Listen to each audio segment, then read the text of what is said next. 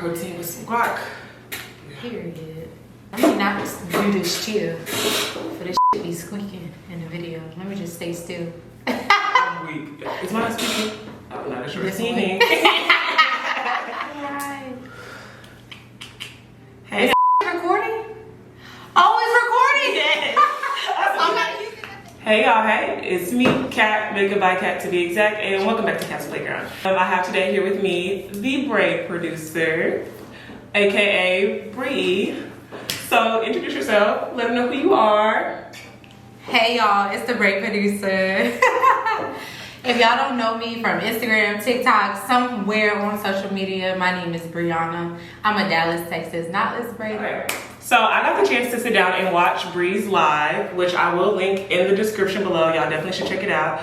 But that live actually inspired this video today. So this is a part 2 of my mentorship series. My first video is with my actual mentor. Y'all should definitely go check that out as well. It'll be down in the description as well. But part 2 is on policies and procedures, and I have Bree here with me today because she actually did a live on Instagram and actually inspired me to add her to the mentorship series because it just made all the sense in the world. So she did a live on policies and procedures, and well, we'll kind of get into it. But I wanted to give some value to not even just entrepreneurs, but beauty entrepreneurs and beauty service providers. I feel like a lot in our community, we see like we see a lot of TikToks and Instagrams of people like, whether it's the client bashing the service provider or telling their experience, or the, vice versa, where it's the service provider, bashing the client or whatever. And a lot of times, if I be very honest, Bree's been braiding for 5 years. I've been doing makeup professionally for going on 4 years, 3 right now. And I would say it's not always the client's fault, okay? Don't beat me up. I know how you girls love to tussle. But sometimes it be y'all fault, for real. Like, it really be y'all fault. And so in this video, we're not here to drag y'all. We are a little bit, but not too much.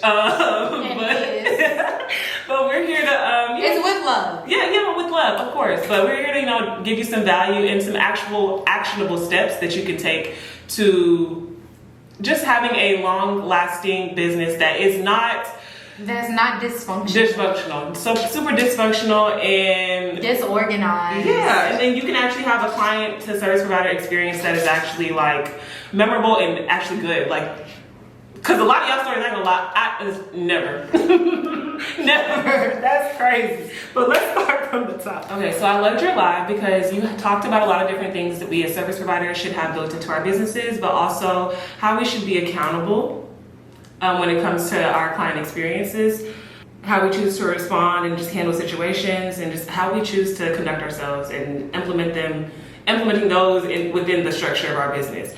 So one thing I want to talk about first that I feel like everybody should definitely take a seat and listen for real is non-negotiables. Period. So when it comes to non-negotiables in your business, what is something that you feel like you would tell a beauty service provider just early on that's just trying to get started, that doesn't really have too much structure? Mm-hmm. What would you kind of tell them? Let's see. I don't want to go back off of my live, but for non-negotiables for a beauty service provider who is just getting started and doesn't really have structure, or probably really don't know how to move about in the space or the industry, is know what it is that you do, number one. And not just because as a braider, right? I always tend to speak to braiders, but this is like across the board. As a braider, when you come into the industry, right? A lot of times, especially on social media, you'll see how people do different things, or maybe they have their niche, they niche down. But okay, what does that have to do with you? What do you do? Like, do you know what it is that you do and what areas that you're good in just alone by yourself? And once you know that, and I know it could sound like a little bit easy or like simple, like girl, what does that even mean? Like, what do you mean? Like, what do I do? I do this. But for instance, for me, right, take me as an example. When I first started braiding in 2018, I did every single style. Like every braid style you could think of, I did it. But with that, I was never really clear on, like, if somebody came to me and say, hey, do you know how to do this? I will automatically just say yes because I'm a braider. And it's like, girl, first of all, could you do it? Yes. Do you want to do it? No. Do you know how to do it? Probably not. Like, I could think that I know how to do it, but when it comes to getting that client in the chair and like actually working on their head, I found myself a lot of times, girl, I'm never doing this style again. Like, I'm never doing this style again because possibly it was uncomfortable. I didn't know how to navigate on the head. You know, people be having different head shapes, sizes, all that stuff. So, and it matters with styles. And so be clear on what you do. And when it came to me, the only style that I like doing that I actually end up perfecting in the long run was knotless braids. I knew that was something that I enjoyed doing. I would not mind doing it. If I wake up today, tomorrow, whenever, I would do knotless braids. I could do knotless braids in my sleep. Like, she eat them down. You feel what I'm saying? Like, that's my lane. And so again, for a braider just coming in, not a braider, but a beauty service provider just coming into an industry, be clear on what it is that you do, what you want to do, and where you are going. So that way it's easy to tell a client when they come to you for something that is just not in your lane or you don't feel comfortable doing, you can easily say no. Like, I would love to help you, or I would love to service you, but also too, no. Like, and you're okay with that. It don't make you feel like you losing out on clients. It don't make you feel like you losing out on money. It don't make you feel like you losing out on experience to grow your business or nothing like that. So that's where the non-negotiables, quote unquote, starts. By being clear on what it is that you do, standing firm on that, and sticking to it. Even if it comes a point in time where, like, you start to be a little bit more open to doing other things, and that's a route you want to go to expand yourself, that's okay. But like, in the beginning, be very clear on what it is that you do and want to do. I like that. Okay, so this is not really a question, but it's more so I want you to fill in the blank. Okay, so when it comes to beauty service providers, like standing their ground with their clients, standing on business, as the kids would say, like, what are some actionable steps that you feel like someone could do with going about that? Because I know, like, even in your life, you talked about, like, you know, some people are not the most confrontational. Like, I know for me, going into my business, I was not confrontational, y'all. I'll be real. I was not. I probably did it when I absolutely had to, but like, I was not comfortable, like, saying how I feel, standing my ground, and, like, you know, not caring. But now, I very much so, like, I can. Yes, no, that's not, we're not doing that. I'm going for that. Like, it's cool. Like, I don't have no problem doing it, and I can do it in a nice way. Like, in my opinion, it's a nice way. I can just talk to you and tell you. But for people that would struggle with that, or just, you know, anybody wanting to learn how can they communicate? How can they stand their ground, stand on business when it comes to their clients? What are actionable steps that they can go about? Okay, so the way that I like to break this down, because people sometimes, when you see a person quote unquote standing on business, it looks like they just did it. Like, that's how they are, that's how it starts. Like, it starts with standing on business immediately. It's not like that, y'all. It is a build up. So like, Kat, for instance, you just now said at first in your business, you wasn't all the way there yet, but it got to a point where it was just like, I gotta stand on business, I gotta do what's best for me and then my clients, and this is just what it is.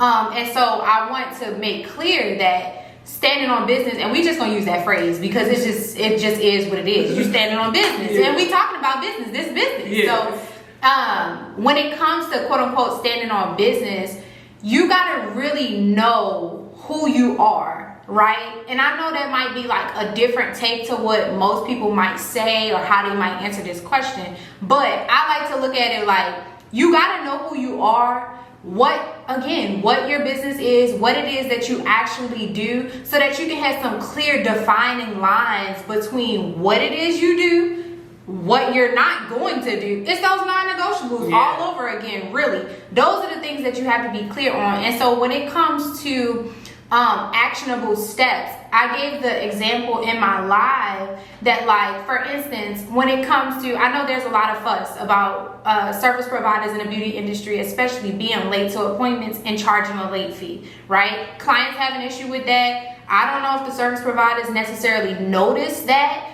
not necessarily the issue, but like notice that this is what they're doing. It's hypocritical. It is. To be very clear. It's very hypocritical, and you should not ever do that. And you won't last in business if you continue that. Very much so. But nevertheless, knowing who you are as a person says, I am not a morning person, so I am not going to have appointments at 5:30, 6:30, 7:30, 8:30 in the morning if I know I'm not good in the morning until about 9. Or I know I'm not good in the morning until about 10, 11 o'clock, probably early afternoon. Knowing who you are as a person says, I'm not a morning person, so I'm not going to take these clients in the morning. Let me take them late morning, early afternoon, 11 o'clock, and after that. Knowing who you are as a person says that. And so with business, the way that it translates is, okay, I'm going to take my clients at such and such time, 11 a.m. to 7, or 11 to 8, or whatever the case, because that suits you as a person. And then when it comes to your clients, they know whoever the person is, service provider is, she don't take appointments until 11 o'clock. And guess what? This is how you start to suit out the clients for you and the clients that are not for you. Because if I'm a person that's an early morning person, which I am, I would never come to you at 11 o'clock unless I know I got something going on earlier in my day to where I can book you at 11. I could be the client for you then if my schedule works out like that. But if it don't, I know I need to go find me somebody earlier. A lot of times people ask the question, how do I attract the clients that's for me? By knowing who you are. Literally, it's very simple. But if you are not aware of that, then it makes it difficult to like even be who you are and translate that over to your business. So that's one thing that I would say. Knowing, that's really the biggest thing. Really, that's like an umbrella of it could translate and go to so many different things. So knowing who you are as a person first. Before a service provider, you are your own person. So knowing who you are as a person first will really help you to navigate in your business to the fullest extent. And then as a service provider, it'll help you out as well. So stuff like that, knowing that you're not an early morning person, so you're not going to take no early morning appointments, or knowing that you are an early morning person, so you want early morning appointments. And I mean, that really could just go into pretty much all kinds of aspects. Even when it comes to how to communicate to people, I'm a very straightforward person. I like to just get it done. Like, if we can talk about it right here, right now, let's talk about it. I'm not waiting till tomorrow. I'm not waiting till you leave your appointment and you make it home and you want to call me. That might be who you are as a client. But as the professional, as the service provider, I'm not that kind of person. So because of that, whenever I experience clients in my chair who look uncomfortable or who look like they might got a question, they really might not know how to ask it, or they unsure about asking it, I'm gonna take it upon myself as the professional to check and see if they're okay, right?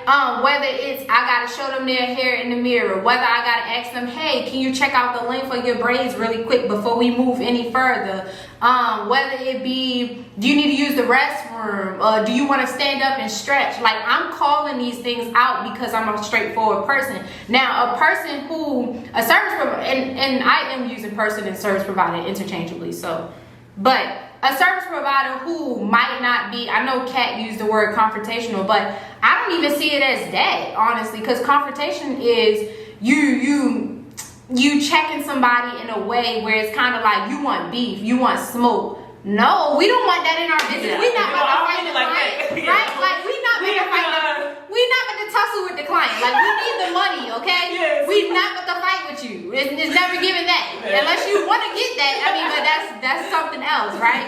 But and so I don't even see it as confrontational. I see it more so as straightforward, or being stern on your boundaries, on your non-negotiables, and just generally in dealing with people.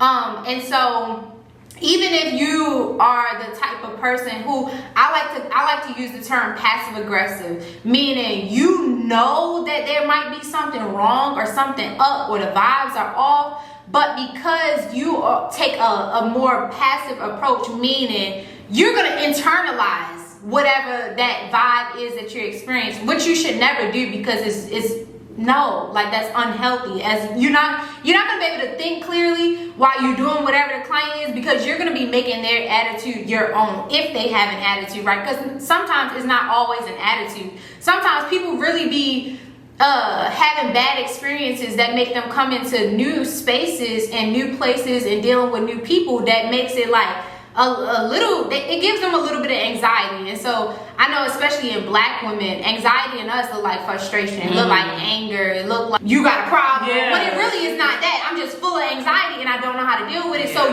this is what you're getting. But nevertheless, if you're a more passive person, and that can stretch to people being passive, could also look like you shy, you don't know how to converse. Like there's a number of ways that it could take form. But nevertheless, even if you're a passive person, being straightforward in a sense, in your own way, knowing who you are first, you can still do it. You just have to find your ways. That might look like, let's say a client is uncomfortable in your chair and you are that passive type of service provider. You could start asking questions rather than like internalizing what they are feeling. Like, hey, is everything okay? Like, are you doing okay this morning? Like, whenever the appointment is, are you doing okay this afternoon? Feeling out their vibe, because they might tell you, girl, I'm tired as hell. Like, girl, I just got off of work. I rushed here. They'll give you a whole story, a whole rundown to let you know it's not you, it's me. And with that, you then are able to adjust yourself and your mood to be able to go through the appointment flawlessly. So there's a lot of things, but I would just set it on the fact that you gotta know who you are as a person. Like that self-help work and that knowing who you are, that self-development is very, very important to who you are as a service provider, because if you lack that personal development, it's gonna be hard for you to determine what am I doing right and what am I doing wrong in business, because you don't even know who you are anyway. Like you don't even know. And I always tell, especially the people that I teach, is that how you do one thing is how you do everything. So there's not an on and off switch. Well, this is how I am in my business, but I'm not like that in my personal life. There is not that. You're literally lying, because the same way that I am in my business, if anybody were to take a lens and look at my personal life, it looked the exact same.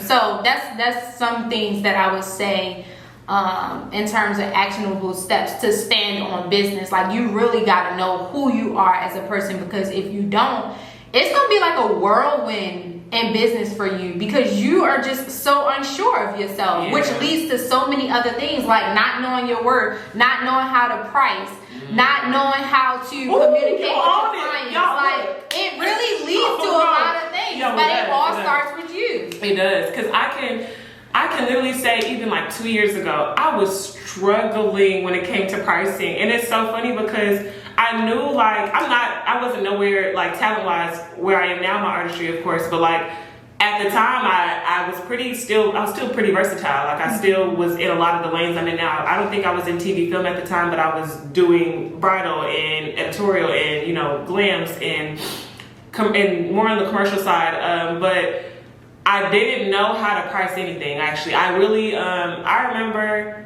it'd be times where, and it's bad, but it'd be times where well, let me just say this. I used to go for a lot of stuff. I ain't trying to just embarrass myself, but you know what? It's not even embarrassing. It's real. But like, I mean, looking at other people's pricing for like competitively, that'll definitely help. But you also have to be realistic with yourself. Look, don't be going and pricing your blend at $125, and you don't know how to do every color that's in your chair.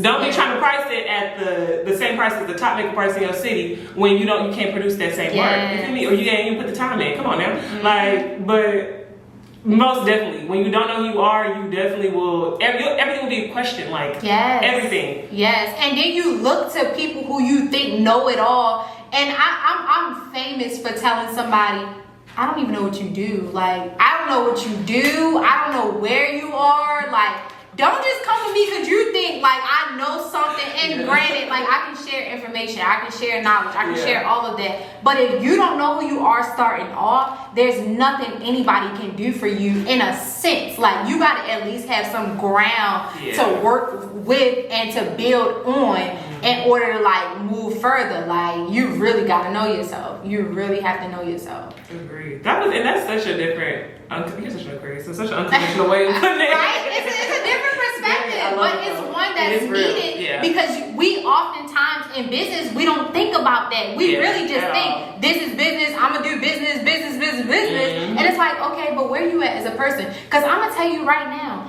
one of the things that I struggle with, even currently, is I have a awful, in a sense, relationship with money, and so like. When I'm all booked up, I'm cool. Life's great. Like, yes. Like, woo. But when I feel like I'm booking too slow or money not coming in, I get very insecure. Like, just to put it right blatantly. Like, I get very insecure. I start thinking about, okay, how am I gonna pay this? How am I gonna do this? That's not my client fault that they ain't booking. First of all, where's my mindset at? And I'm blocking their energy to receive anything because I'm automatically thinking I don't have it. Lack mindset, scarcity mindset. Like that's personal stuff that I gotta deal with. But because I haven't dealt with it in my personal life, it's just flowing into my business. Like it just is what it is. And a lot of times people ask the question, how do I get more clients? How do I get more clients? Let go of that scarcity mindset. Let go of that lack mindset. Stop thinking that you don't have. And if you keep thinking that, you're never going to get. You're never going to get. Or you're not going to see the opportunities that you are given in the space and time that you're giving them because you're too focused on what you don't have. So this is a prime example of like that personal life stuff. If you don't have it in order or you are not trying to find order in it, your business is going to be, it's just going to be all over the place. And I'll second that. Like, I am that same way right now. Like literally, when I say I still, and I'll keep it a buck. Like I'm a professional makeup artist. I'm so very versatile. I'm playing a lot of different lanes. But mind you, with makeup, just depending on your lane, I guess too. Like when recessions hit, when any type of economy, anything happens badly, it sometimes it is a certain tax bracket, but whatever. Yeah. For the most part, it affects us. We the first to go. Why? Because beauty is. I feel like girls will get their hair done though. The girls don't get their hair done. That's true. They might not get their makeup done, but they'll get their hair done. But I would definitely say that's why being versatile is so. Being versatile in makeup, I would say, is the key to surviving. You will not be able to do client work your whole entire life, especially early on, and just be booked and busy. I'm sorry, it's not realistic.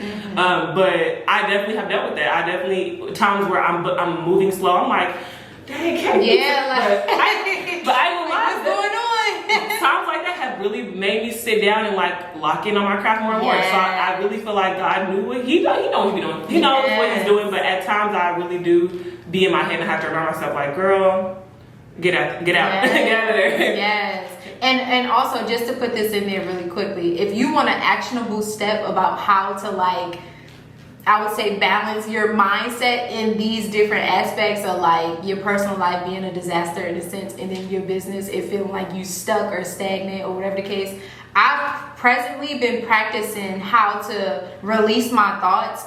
And so I saw, and so I saw this video of, I don't know if y'all follow Shira7, but I saw this video of her, and this is a whole different topic for her, what she talks about. And so she was talking about how, like, when it comes to men, like, don't ever be so attached to them. She was like, hold them in your finger like this, because when you hold them like this, you can drop them at any second, like there's no attachment. But when you hold it like this, it's like, oh my God, please don't leave me, please don't leave me, and they be leaving you, right? And so with life and just also with business and keeping clients and stuff like that, don't try to hold everything so tightly, like, so you won't lose it. Keep it like this. Be airy, right? Be like air, like it just flow, it just is what it is. And so when it comes to releasing thought, for instance, I had this one day where like I needed a space to be filled. One of my clients rescheduled, and I needed that. I wanted, like, I really was like, listen, I don't care what happens this week, I just need this slot to be filled, and that's what I want. Like, that's what I want. And typically when that happens, I'll try to hold the thought. Like, I'm like, I gotta get a client, gotta get a client, gotta get a client. Yo, I lied to you not. I said, okay. I was getting stressed about it. I'm like, okay, I'm just done with the thought. Like, it is what it is. I want the client, yes, but I'm not holding on to this. And so I got up, I got ready for the day. I did my regular daily things. And I lied to you not, my phone straight dinged. And it was an appointment. And I was like, not the slot that I imagined, but also too, it's an appointment.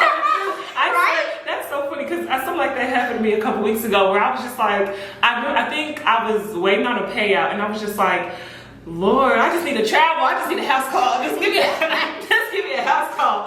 And when I say I was stressed about it and then forgot about it, like I think I went to the gym and like, was doing me. And when I say, my phone stayed on D&D, so when I finally looked at my notification, I was like, my house call. Thank you, God. Yes, but that's the letting go of the thought. That's the release right there. As soon as you focus on yourself or whatever you have going on, and you let that thought go into the universe and flow and be itself, it go and attach and attract what it needs to attract.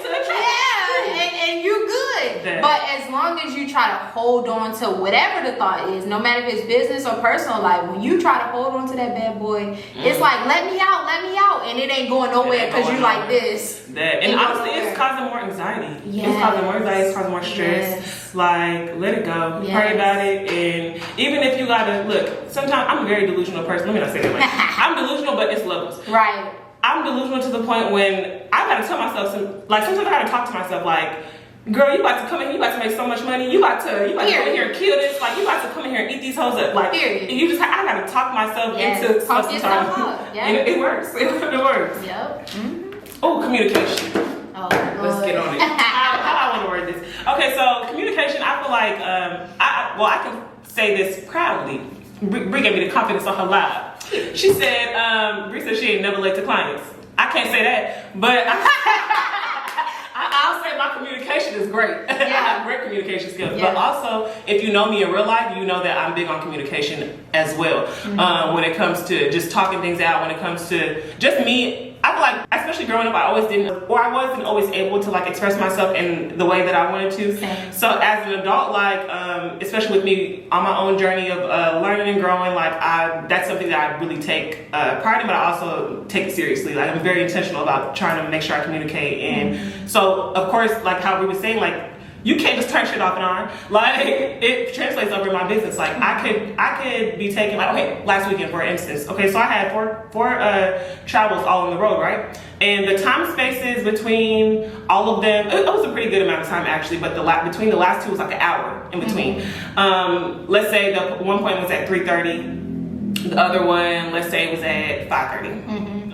And so I didn't have enough. Well, I got to the hotel, but things ran late because I wasn't able to get up to the room as quickly as I thought. Just waiting for valet, and then the hotel, the Marriott over here, they have to have like the hotel front desk, like they have to use their card to let you on the hotel, like into the elevator. So like I was waiting in line. It took a lot longer than I thought, and then setup time. So I ended up getting a couple minutes behind.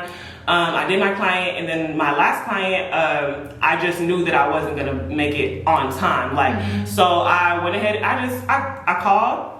The call didn't go through at first. I texted, and then I just called again, and she was on D&D, like me. But the call ended up going through, and I just talked to her, and it wasn't, and I didn't have to be frantic. It was just, hey, straight to the point. Like, hey, I'm this far away. Like, I ran into some issues and with some delays on my end with my previous client.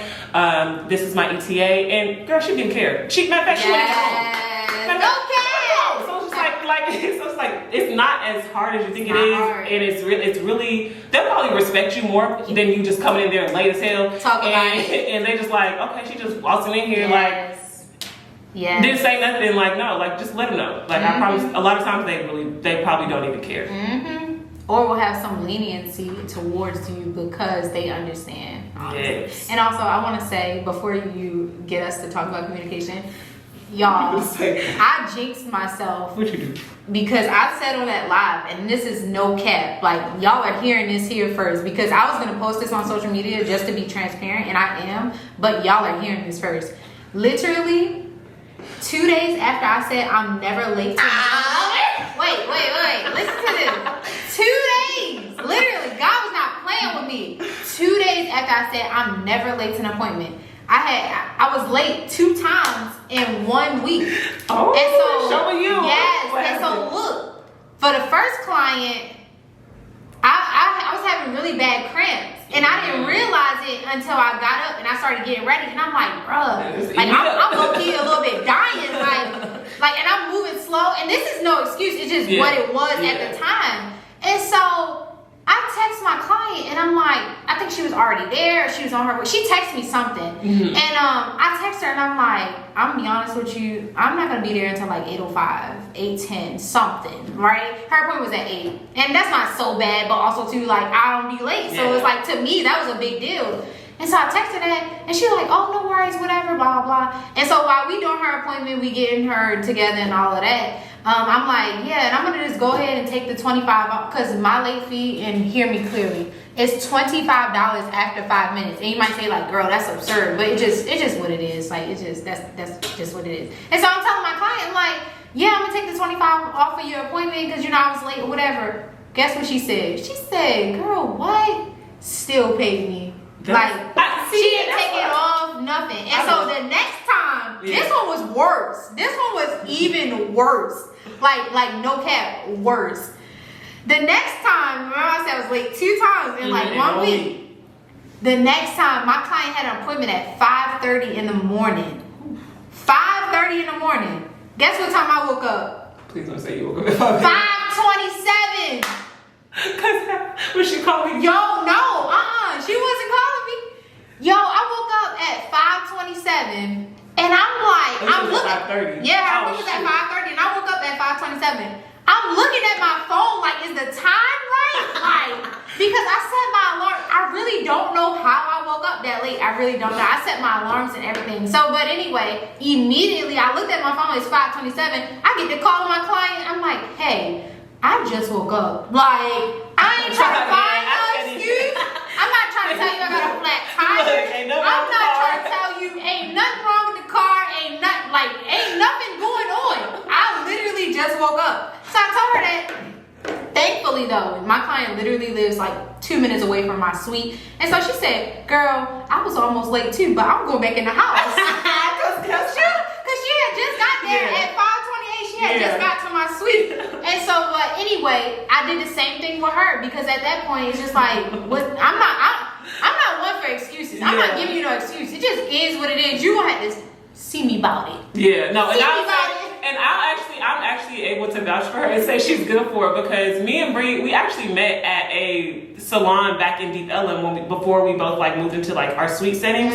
And when I say Braid is the one who made me start coming to my appointments, because when I say it'd be 10 minutes for my client and I'm walking in there trying to get everything set up, and everybody's looking at me like, girl, get right. But I needed that. I needed that. But no, she be on point. She be there waiting for the client. And then she still leaves. After they leave, she'll still stay and set up for the next client. I've watched her do the rack thing. Y'all probably see on Instagram. I watch her do it in real life. But, and so I also too with her, I'm like, I'll take 25 off you, paid me straight up.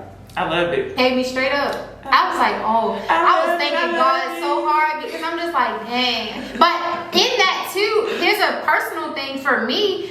I started thinking to myself when I was walking to my car at that 5:30 appointment, when I was walking to my car to get there, I said, wow. I said, I'm really learning a lesson. I was like, I'm really learning. I went into deep self-reflection, because I felt so bad. I felt so bad for being late. And I'm talking about on Instagram, I'm never late.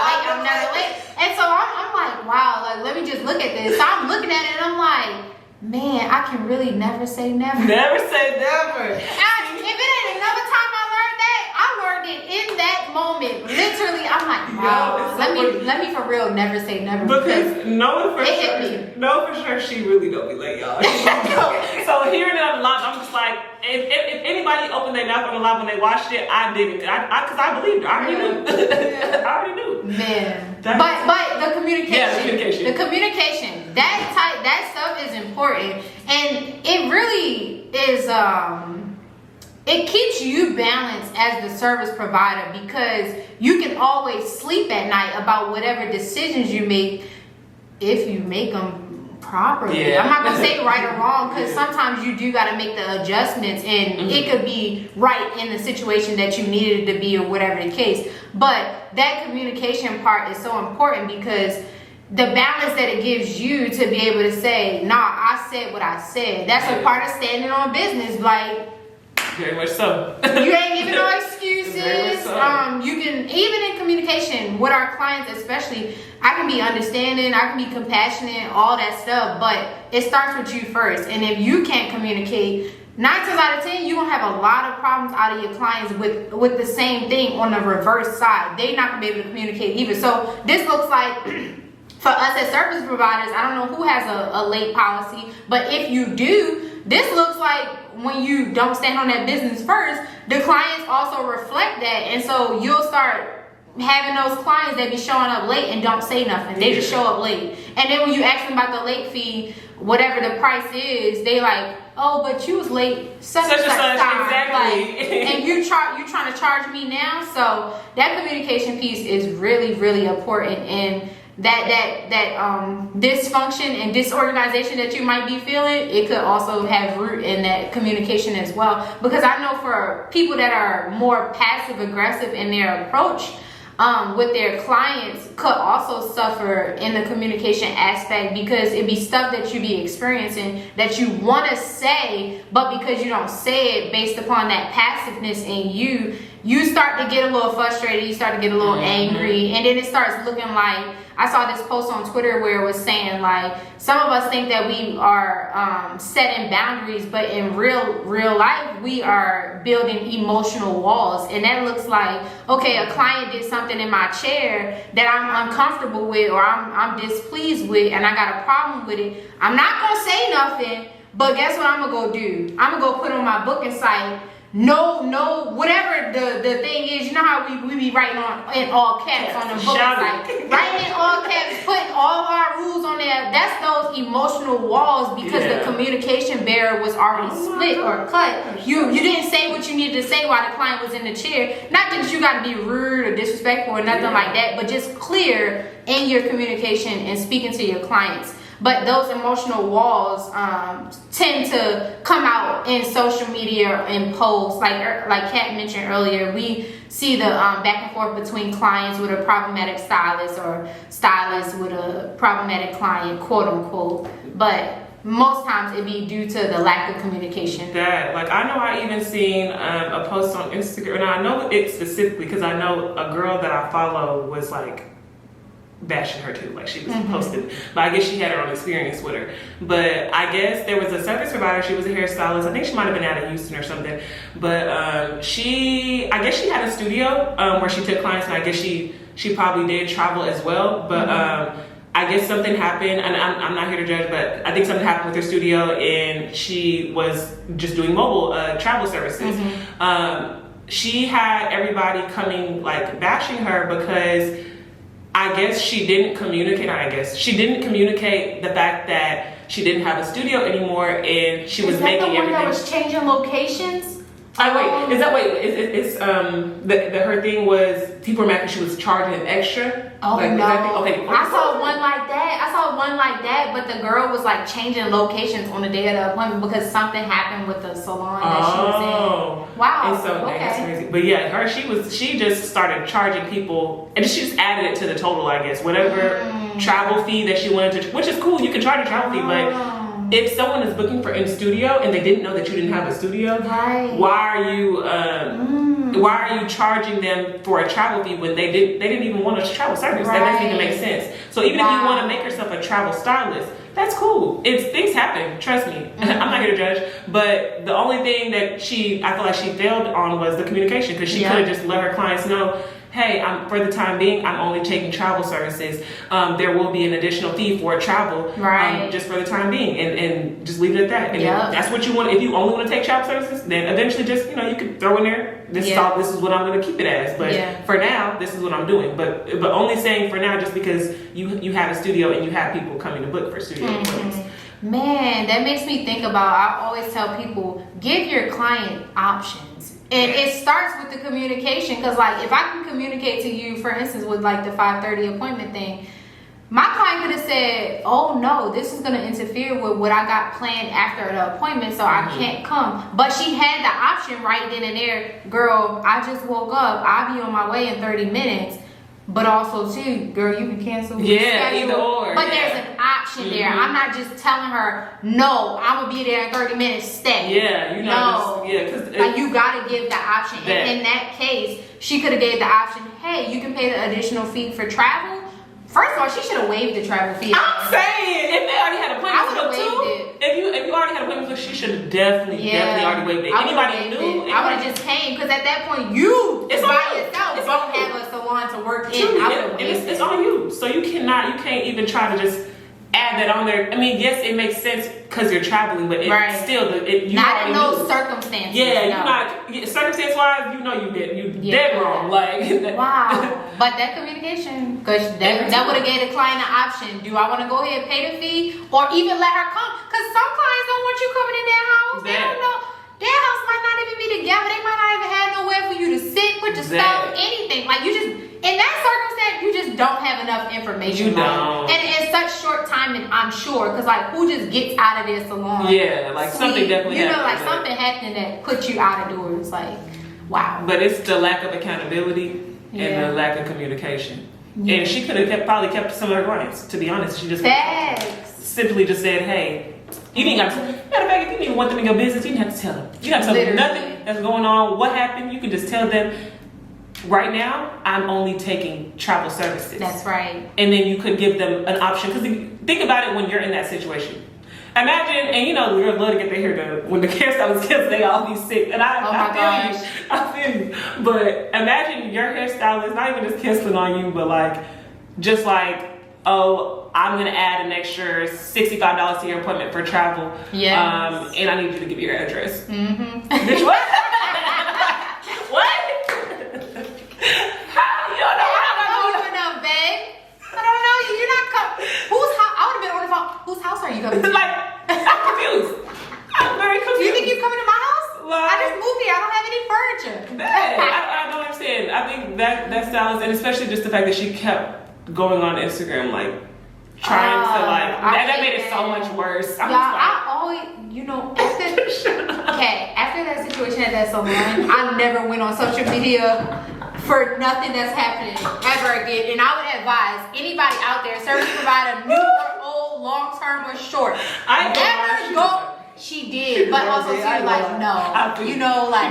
don't ever go on social media with your problems that you have with your clients. Figure out a way to resolve them in person first, and figure out what needs to be put in place business-wise or procedure policy-wise or whatever the case. Figure that out first, and then display or disclose that information, not the problem in itself, because it really could have you looking crazy. Crazy. And that's how you avoid all that judgment, all these reposts, virality, all of that. You can just avoid that. You don't want to be getting dragged on TikTok. Don't be doing don't be doing messed up stuff, okay? Don't. Listen, y'all. Oh, he mad. Is he mad? His face was so red. He was? Yes, when he walked past, he looked over here. We right now. I will. He'll be okay. We almost done.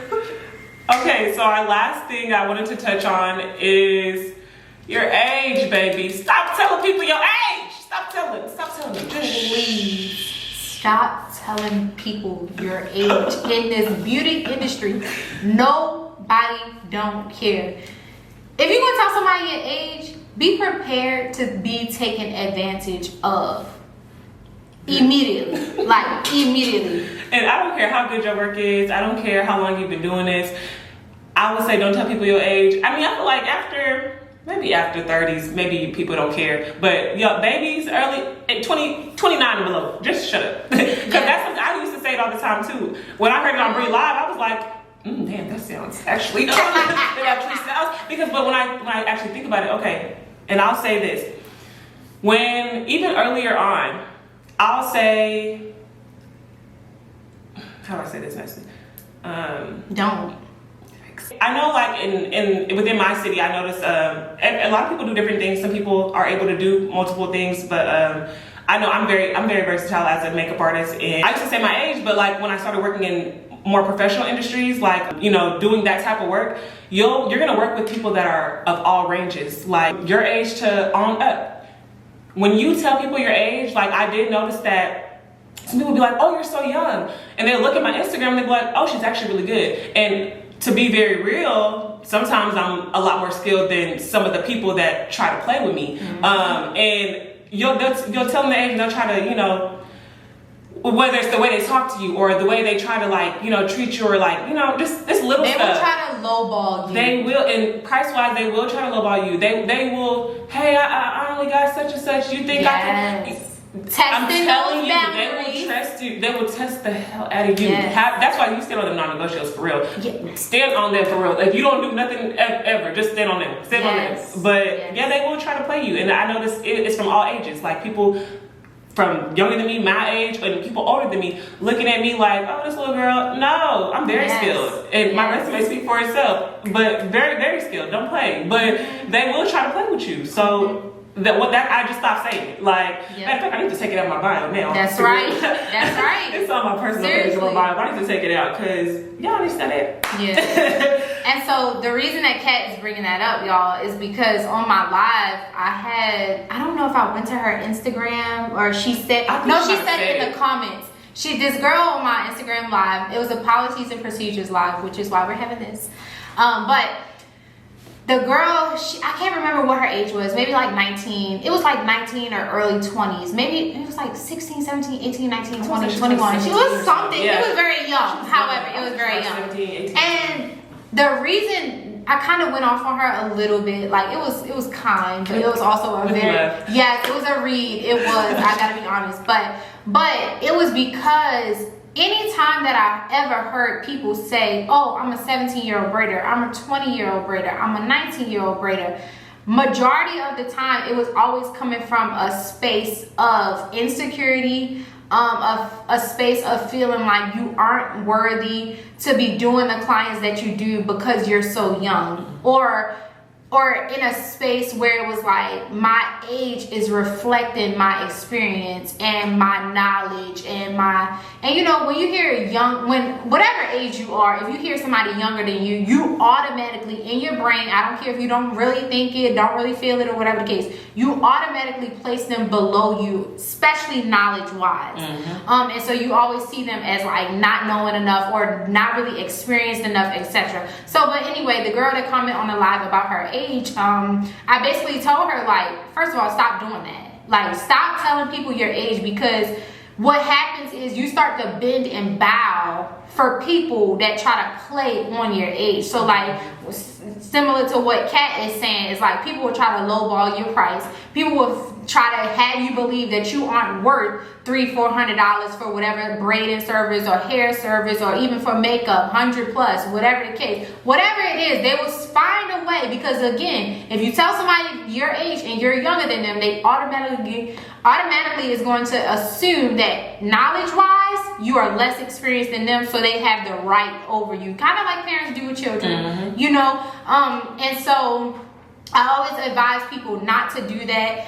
With the age thing, it really don't matter how old you are. Like Kat said, if you're 29 and below, don't ever lead with your age. Like, you can be 19 and good, you can be 18 and good, great for that matter. Like, you can be a young age and be good at what you do and not allow nobody to play with you. And here's what I've experienced personally, especially as a service provider, braider specifically, is that I present myself as a professional. I present myself as organized, all these different things, right, that have me in a good light for anybody that really come across, especially my social media, but just generally when they hear about my services. And they always assume I'm older.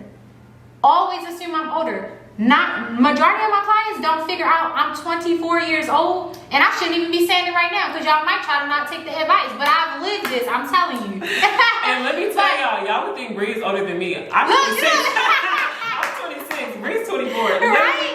And mind you, I told y'all we met a couple years ago, and she was already had these practices. Yeah. Back when I was just getting started doing makeup professionally, and she was still younger than me. What was that time? Like 21, 22? Yep. Like it was still on point. So don't let the age fool you. Yep. And so saying that to say, all of my clients now, I hardly ever service people that are, I would say 25 and below. Like people that are younger than me or even my age. Well, I do have a few clients that's 24 and up. So I'll just go with 24 and up. Those are my that's my client base. I hardly ever service people that are younger than me. And a lot of time it has to do with the structure that I hold and stuff like that. And certain people that are younger, like I'm saying, that knowledge wise, they be putting you under than them. Mm-hmm. I'm not exempt. Like I'm thinking in my mind, like, these people, you can't afford me, or like you just not with the structure because you young, you want to have fun, you want to do this, blah, blah, blah. And there are service providers out there for you like that. I'm just not the one. Yeah. But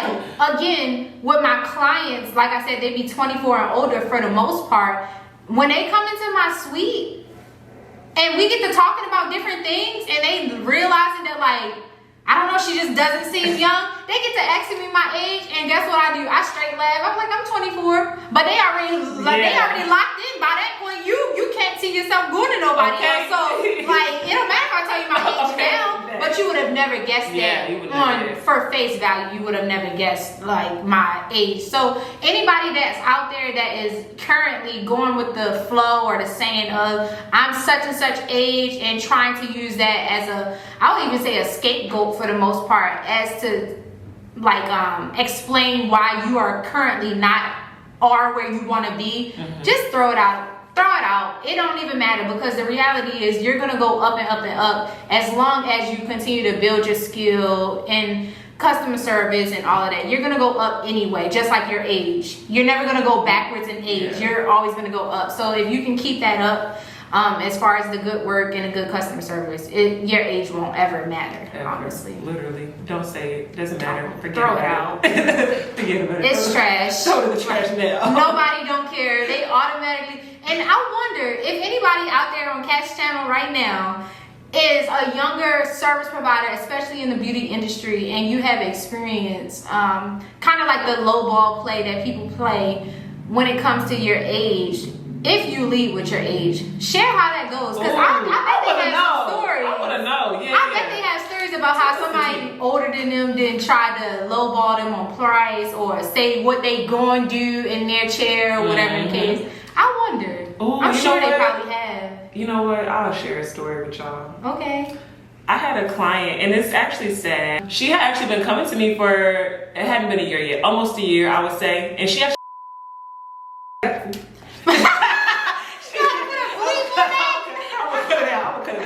I know exactly who you're talking about too, though. Go ahead. Yes. Okay, so she followed me from her shop, literally, and she she booked me over at that shop. And when I went to my studio, when I moved to my studio setting, because the shop we were in together was like a booth setting. Mm-hmm. When I moved to like my studio setting, she actually followed me there, and she was getting her makeup done by me still there too. I wouldn't say every weekend, but it was pretty frequent actually. Mm-hmm. But there was one time, and this is how I knew she was testing me, but I played myself. The second to last time that she came, no, I lied, it was the third to last, because she had a normal one appointment in between. I think it was like a trick appointment. Mm. The third to last appointment that she had with me, she booked and she came in, got her makeup done. It was normal. We talked, chit-chat like how we always did, kiki, and did her face. When it came time to pay, she was like, oh, I only have this amount of dollars. Let's say my price was $100. She was like, I only have 65 on me. Like, such and such happened, and you know, can you spot me here? And at the time, I wasn't as vocal, and I played myself, and I was just like, you know, we friends too, so maybe I should just, you know, let it slide. And I was like, okay, you're good. I know I was mad. I was mad. I didn't say, like, you know, I was mad at her at the time, but I was upset because I was just like, girl, you let me sit up here this entire time. If anything, you're gonna give me $65. I would have gave you a natural face, like save myself some time in product. But the next time she booked, she came, she paid in full. So I in my head, I'm like, okay, you know what? I'm gonna let the last thing go. Slide. Yeah. And she usually does tips, so I was just like, you know what? I'll let it slide. The last appointment that she had with me, she ended up basically, I don't want to say she ran off, but basically ran off. Like, it wasn't like a runoff. Yeah, it was but she said she gonna come back. She said she was going to the ATM. But look, I thought we need to talk about that. Okay. Look. Okay, so the building. Wait, you followed her to the ATM?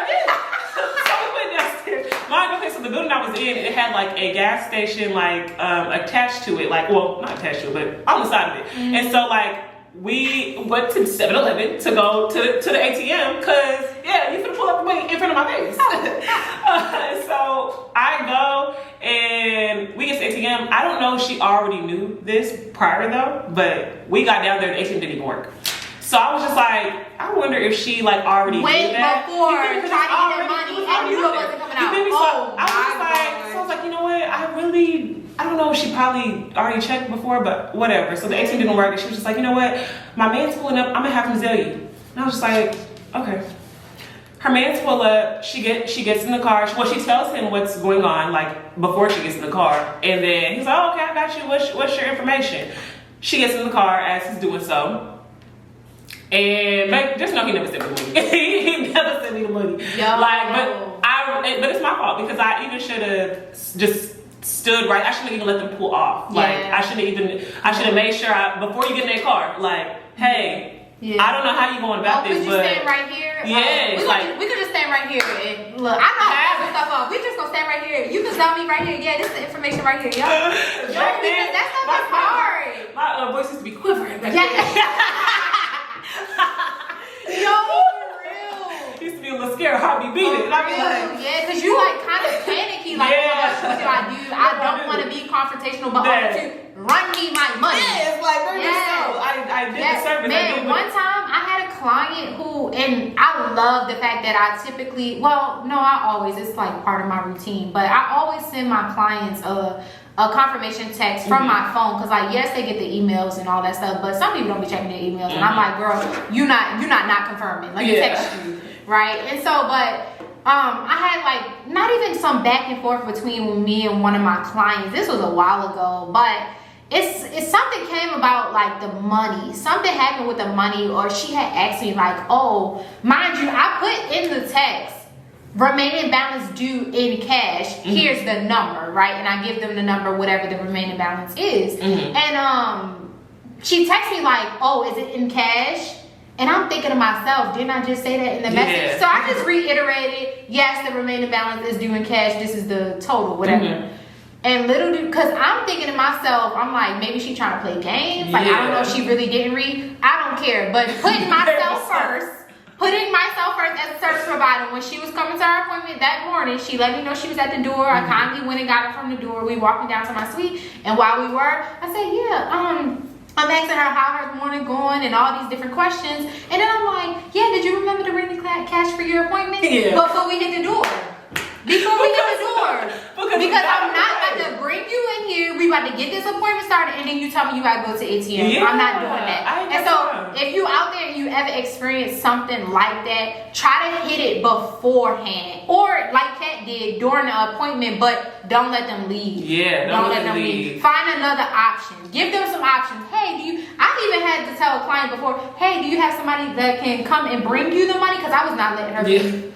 I wasn't. I'm like, hey, do you have some? It was like a boyfriend or a brother or somebody brought the money, but I'm like, you're not leaving. I didn't tell her that. I didn't say like you're not leaving. And I also wasn't just catty about it. I was just like, do you have somebody that could bring the money to you? Like we laughing about that, but we not being mean. No, definitely not. Because I still need my money. Okay. And I don't want nobody to have attitude to me. So and I actually still want you you as a client. That's right. No shade. It's just, Yeah, it's just business. We trying to That's figure all. it out. We need to figure it out together. Let's put our heads together and figure it out. Standing on business. Okay. Yep. That's a part of standing on business, y'all. It's a part That's of it. standing on business. Period. But you'll be happier when you stand on, and more peaceful. Yes, Life and is more peaceful. relaxed You ain't gotta be too. stressed. You ain't gotta. No stress. It's too much when you. No client getting on your nerves. No complaining about a client getting on your nerves. Dang. Like none of that. It just flow. Like, and that's how you gotta be. Oh, yeah. So I hope y'all got something from this. Yes, I hope y'all enjoyed this video. Enjoyed the Braid producer, Miss Bree, aka Miss Bree.